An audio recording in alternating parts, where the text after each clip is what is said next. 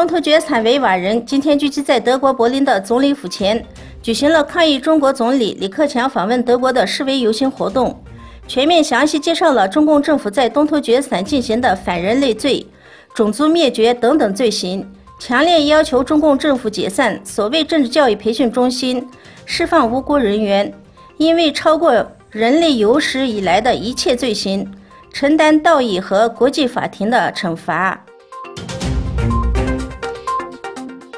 届时新闻综合报道，6月26日至28日，美国国防部长詹姆斯·马蒂斯访问了中国，这是自2014年以来，也是川普政府首位国防部长访问中国。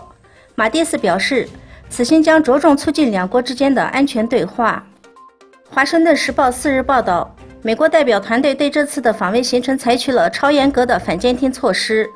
因为安全部门官员担心会有中国间谍透过无线网络连接，在美方人员的手机或手提电脑植入病毒或间谍程序。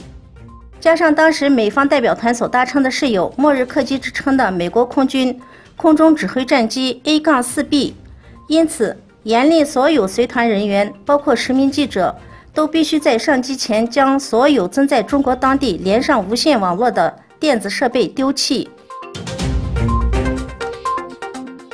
土耳其卫生部对中国临海制药公司生产的谢沙丹活性降血压和心脏病药物检测时，发现成分中含有致癌物质，提醒市民谨慎用药。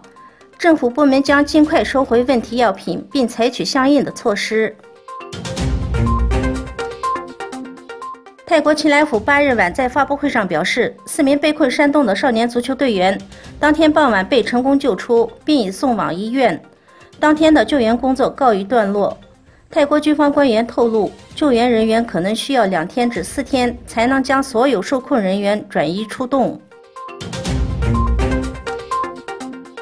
阿富汗总统阿什拉夫·加尼6月30日宣布，正式结束政府军针对阿富汗塔利班的单方面停火，呼吁塔利班参与和平对话。阿富汗政府先前停火多日，但塔利班方面只同意停火3天，随后拒绝加尼提出的延长停火提议。